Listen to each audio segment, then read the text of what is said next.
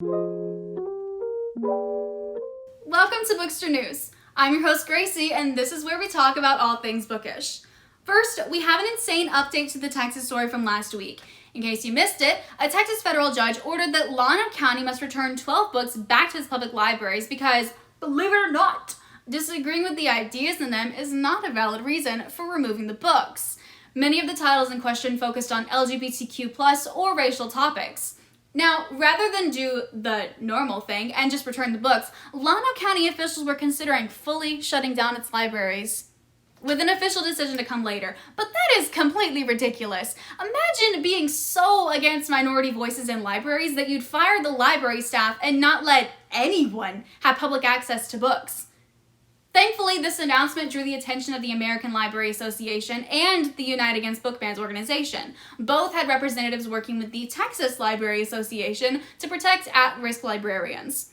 Now, fortunately for us, the private executive session just occurred on April 13th, and the Llano County judge and 4 county commissioners decided against closing the library. Though it is a relief to see, the idea that an entire library can be taken from a community on a personal whim is terrifying. That's terrifying. Next, speaking of the American Library Association, they just released some statistics about book bannings that were difficult to see.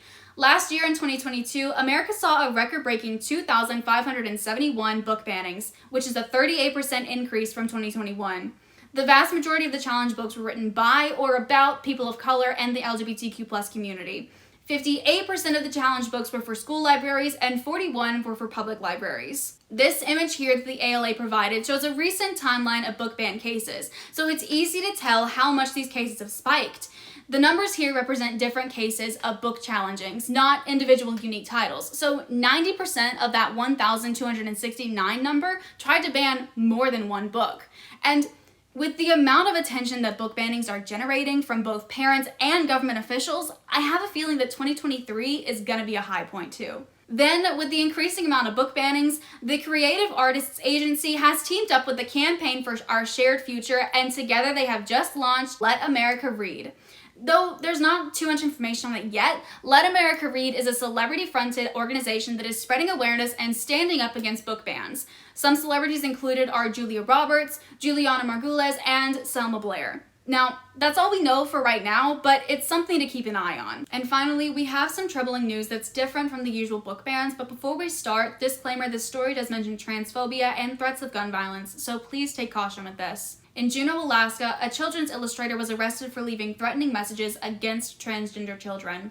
Michael Watley is known for illustrating children's book authored by his wife. You Are Home With Me and I Would Tuck You In are both books about mother animals taking care of their children. But cute pictures don't line up with Watley's recent actions. Early this month, Watley was arrested in Juneau for leaving business card-sized notes at the grocery store, state office building, and a Costco that featured an assault rifle image over the colors of the trans flag with the text, quote, "Feeling cute, might shoot some children." Police were able to identify Watley due to Costco security cameras, and they arrested him for terroristic threatening. His preliminary hearing will be later this month. Publishers have already cut ties with Watley, and booksellers in Juneau have removed his books, with many including online statements that said they had no tolerance for hate towards minority groups. We here at Bookstr wanted to bring this story up because, yes, we've been seeing anti-trans actions within the book community and book bannings, but those are just the effects of the overall issue in the US. Anti-trans rhetoric has been on the rise and feeding into the government with laws that are making this country unsafe for the trans community. So if you personally know anyone that's targeted right now, please try to be there for them, even if it's just providing them with a safe space to talk or relax with you. And if you don't know anyone but you still want to help, I definitely recommend looking up resources based on your location. If you have laws in your state that are anti-trans, whether in effect or about to take effect, sign petitions and send emails to your representatives. It may not seem like much on an individual level, but if enough people make it known that they stand with the trans community, it does matter. And with that, I digress. What did you think about today's episode? We'd love to hear your thoughts and opinions down below. As always, I am your host, Gracie, and this is Bookstr News. If you want to hear more from us, be sure and check out our website, and we will see you next week.